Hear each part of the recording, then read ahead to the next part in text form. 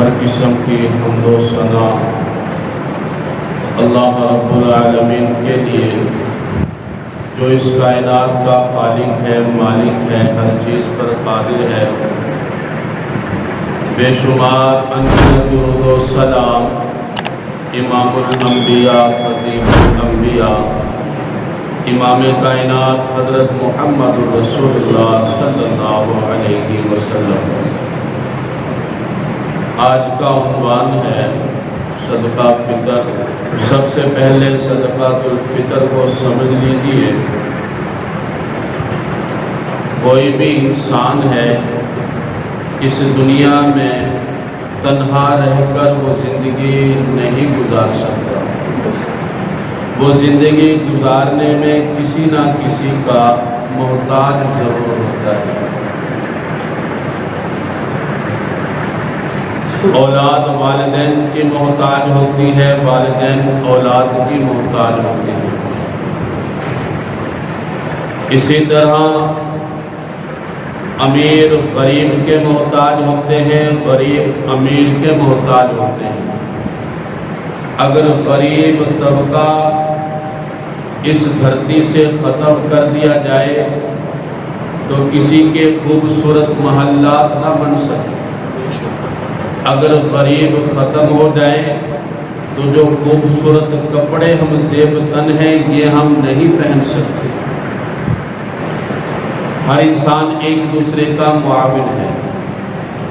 تو صدقہ فطر یہ غریبوں کا حق ہے۔ اس میں امانت داری کے ساتھ، دیانت داری کے ساتھ ان کا حق ادا کرنا چاہیے۔ اگر کسی غریب کا حق غصب کر لیا، اس کا حق دینے سے اپنے آپ کو روک لیا اور اس غریب نے کل کو کوئی غلط قدم اٹھا لیا تو ہم سب کے سب اس کے مجرم ہیں۔ کوئی یہ نہ سمجھے جی غریب نے خودکشی کی ہے، بچیوں کے لیے جہیز کا سامان نہ ہونے کی وجہ سے تو وہ اپنے حالات کی وجہ سے کی ہے۔ ایسا نہیں ہے۔ اگر اس نے خودکشی کی ہے تو اس وجہ سے کی ہے کہ میں نے اور آپ نے اس کے ساتھ ہمدردی نہیں کی۔ اب اس نے کوئی ایسا غلط قدم اٹھا لیا تو ہم سب اس کے مجرم ہیں۔ ہمیں احساس کرنا چاہیے تھا، ہمارے علم میں ہونا چاہیے تھا کہ فلاں کے گھر بیٹیاں موجود ہیں لیکن ان کے پاس کمانے کے کوئی اسباب نہیں ہیں۔ آج اللہ پاک نے مجھے مال سے نوازا ہے تو میرا حق بنتا ہے جتنی میری حیثیت ہے، جتنی میری طاقت ہے اس کے ساتھ تعاون کرو۔ تو صدقہ فطر کس طرح عید کے دن ہم اپنے بچوں کے لیے نئے کپڑے لے کر آئیں گے، رمضان کے مہینہ میں اپنے لیے اور اپنے گھر والوں کے لیے اچھی افطاری کا انتظام کرتے ہیں تو ان کا بھی ہمیں خیال کرنا چاہیے۔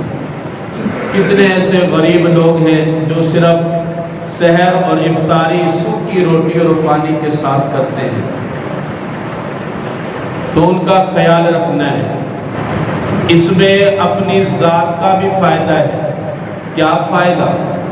اللہ پاک نے روزے فرض کیے، روزے رکھے، عملی طور پر روزوں کے اندر کچھ کمی ہو گئی، غلط بات کر لی جو روزے کی حالت میں نہیں کرنی چاہیے تھی، کسی سے جھگڑا کر لیا، گالی دے دی جو روزے کی حالت میں نہیں کرنی چاہیے، تو صدقہ فطر کی ادائیگی کے ذریعے سے جو روزے کے اندر کمی رہ گئی، جو نقص رہ گیا، اللہ پاک اس کو اس سے دور کر دیں گے اور روزہ صاف ستھرا پاکیزہ عمل بن جائے گا۔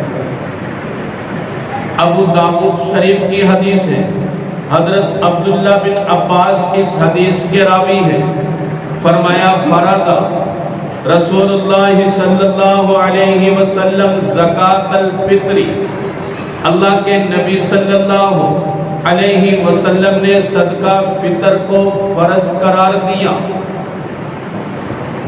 طہرۃ للصائم من اللغو والرفث، کہ اس صدقہ فطر کے ذریعے سے روزے دار سے جو بھی بےہودہ باتیں یا بےہودہ کام سرزد ہو گئے تو اس کے ذریعے سے وہ معاف کر دیے جائیں گے۔ وَطُعْمَةً لِلْمَسَاکِينَ، اور یہ صدقہ فطر مساکین کے لیے، مسکینوں کے لیے کھانا بن جائے گا۔ جس ممن اداہا، جس آدمی نے اس کو ادا کیا، قبل الصلاۃ فہی زکوۃ مقبولہ، عید الفطر کی نماز سے پہلے تو یہ فطرانہ ہی ادا ہوگا۔ ومن اداہا بعد الصلاۃ فہی صدقۃ من الصدقات، اور جس آدمی نے عید کی نماز کے بعد اس کو ادا کیا تو یہ فطرانہ نہیں ہوگا بلکہ عام صدقوں میں سے ایک صدقہ ہے۔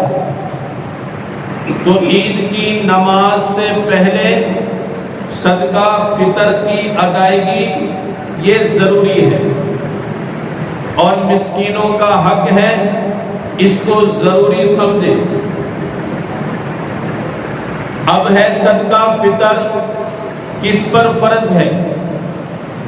فرض کا معنی جانتے ہیں؟ فرض کا معنی یہ ہے جس کی ادائیگی کرنا لازم ہے، جس کا انکار کرنے والا کافر ہے، اور جب تک اس کو ادا نہ کر دے یہ اس کے ذمے سے ساقط نہیں ہوتا، اس کا معنی ہے فرض۔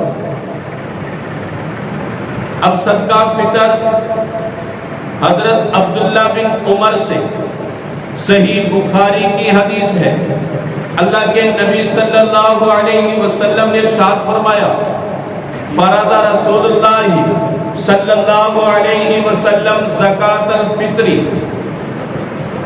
صاع من تمر او صاع من شعیر علی العبد والحر والذکر والانثى والصغیر والکبیر من المسلمین وَأَمَرَ بِهَا أَن تُؤَدَّى قَبْلَ خُرُوجِ النَّاسِ إِلَى الصَّلَاةِ، فرمایا اللہ پاک نے صدقہ فطر کو کھجور میں سے، جو میں سے ایک سا غلام پر فرض کیا ہے، آزاد آدمی پر فرض کیا ہے، عورت پر فرض کیا ہے، اور چھوٹے بچوں پر صدقہ فطر فرض کیا ہے، بڑوں پر صدقہ فطر فرض کیا ہے، بشرطے کہ وہ مسلمان ہو، اور فرمایا عید کی نماز سے پہلے وَأَمَرَ بِهَا أَن تُؤَدَّى قَبْلَ خُرُوجِ النَّاسِ إِلَى الصَّلَاةِ، عید کی نماز کے لیے نکلنے سے پہلے اس صدقہ فطر کی ادائیگی لازمت کر دے۔ تو یہ اللہ کے نبی صلی اللہ علیہ وسلم نے ان لوگوں کا ذکر فرما دیا جن لوگوں پر صدقہ فطر فرض ہے۔ نمبر ایک، غلام۔ غلام کے لیے بھی معافی نہیں ہے بشرطے کہ غلام مسلمان ہو۔ اس کے بعد فرمایا مردوں پر، اس کے بعد عورتوں پر، پھر بچوں پر اللہ پاک نے اس صدقہ فطر کو فرض کیا ہے۔ تو جو بچہ عید کی نماز سے پہلے پیدا ہوا ہے اس کی طرف سے بھی صدقہ فطر ادا کرنا فرض ہے۔ اب صدقہ فطر کس چیز میں سے دے سکتے ہیں؟ حضرت ابو سعید خدری رضی اللہ تعالیٰ عنہ اس حدیث کے راوی ہیں اور صحیح بخاری کی حدیث ہے، فرماتے ہیں کنا نخرج زکاۃ الفطر فی زمان النبی صلی اللہ علیہ وسلم صاعا من طعام او صاعا من شعیر او صاعا من تمر او صاعا من عقد او صاعا من زبیب۔ ہم نبی رحمت صلی اللہ علیہ وسلم کے زمانہ میں ایک سا گندم سے فطرانہ دیتے تھے، یا ایک سا جو سے، یا ایک سا کھجور سے، یا ایک سا پنیر سے، یا ایک سا کشمش کے ذریعے سے۔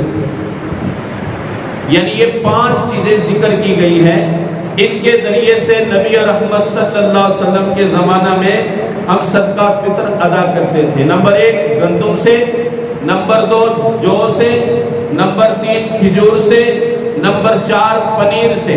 یہ کوئی دودھ سے، خالص دودھ سے جیسے کھویا نما ایک بناتے ہیں، پہلے زمانے میں اس کو بنایا جاتا تھا تو اس کو کہتے ہیں پنیر۔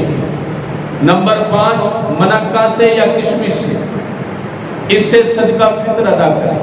اور فرمایا ہر ایک سے ایک سا تقریباً 4.25 کلو یا 4 کلو بنتا ہے، احتیاطاً 4 کلو ہے۔ یعنی حضور کے زمانہ میں بھی گندم سے 1 سا یعنی 4 کلو ہی دیا جاتا تھا۔ صحیح مسلم شریف کی صحیح روایت ہے، سیدنا امیر معاویہ رضی اللہ تعالیٰ عنہ جب حج یا عمرہ کر آئے تو آپ نے خطبہ دیا، ان مدین من ثمراء الشام تعدل صاعا من تمر فاخذ الناس بذلك۔ حضرت امیر معاویہ رضی اللہ تعالیٰ عنہ نے خطبہ دیا، جو شام کی بہترین گندم ہے، شام کی بہت ہی عمدہ گندم ہے، اس گندم کے ذریعے سے اگر 2 مد دے دیے جائیں یعنی نصف سا، آدھا سا، یہ کھجور اور ان کے سا کے برابر ہے۔ اور لوگوں نے اسی کو پکڑ لیا اور اس وقت سے ایسے ہی چلتا ہوا آ رہا ہے۔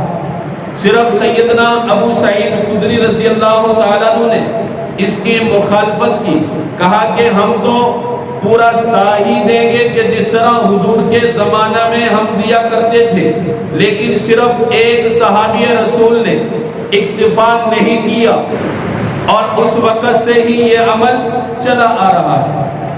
یعنی گندم سے اب 2 کلو ہے، گندم سے 2 کلو، جو کھجور، کشمش، پنیر، ان سب سے 4 کلو ہے، یعنی سب سے 4 کلو فطرانہ ہر ایک کی طرف سے ادا کرنا ہے۔ اب فطرانہ کے ادا کرنے والے لوگوں کی 3 اقسام ہیں۔ ایک ہے ادنا درجہ، اوسط درجہ، اعلیٰ درجہ۔ ادنا درجہ کا جو عام انسان ہے، مالی حالات بس محنت مزدوری کے ساتھ منسلک ہیں، تو وہ گندم کے ذریعے سے فطرانہ ادا کرتے ہیں۔ 2 کلو گندم دے دیں یا 2 کلو آٹا دے دیں یا اس کی نقدی دے دیں۔ اور جو اس سے اوپر کے لوگ ہیں اوسط درجہ کے، وہ کھجور کے ذریعے سے یا جو کے ذریعے سے فطرانہ ادا کریں۔ مالی حیثیت میں ادنا سے اوپر ہیں، درمیانہ درجہ کے لوگ ہیں۔ اب درمیانے درجہ کے لوگ وہ بھی گندم کے ذریعے سے فطرانہ ادا کر رہے ہیں۔ پھر تیسرے قسم کے لوگ جو اعلیٰ ہیں، جن کے پاس کروڑوں کی جائیداد موجود ہے یا کافی مالیت ان کے پاس موجود ہے، تو ان کے لیے یہ ہے کشمش کے ذریعے سے وہ فطرانہ ادا کریں۔ اب ہر بندہ اوسط ہے یا اعلیٰ ہے، وہی فطرانہ دے رہا ہے جو ایک ادنا آدمی دیتا ہے، تو یہ اس کی شان کے بھی خلاف ہے۔ اور اس میں غریب کے حق میں بھی اس نے حق تلفی کی ہے، یعنی جو فائدہ اس غریب کو پہنچنا چاہیے تھا وہ فائدہ اس نے روک لیا۔ تو اس طرح یہ فطرانہ ادا کریں۔ ان کی ادائیگی ہر مسلمان کی طرف سے فرض ہے، کیونکہ صدقہ فطر اسی بندے پر فرض ہے جس پر زکوٰۃ فرض ہے۔ جس پر زکوٰۃ فرض نہیں اس پر صدقہ فطر بھی نہیں۔ تو یہ صدقہ فطر مختصر جو ہے آپ کے سامنے بیان کر دیا ہے۔ تو صدقہ فطر کی عید کی نماز سے پہلے آپ نے ادائیگی کرنی ہے۔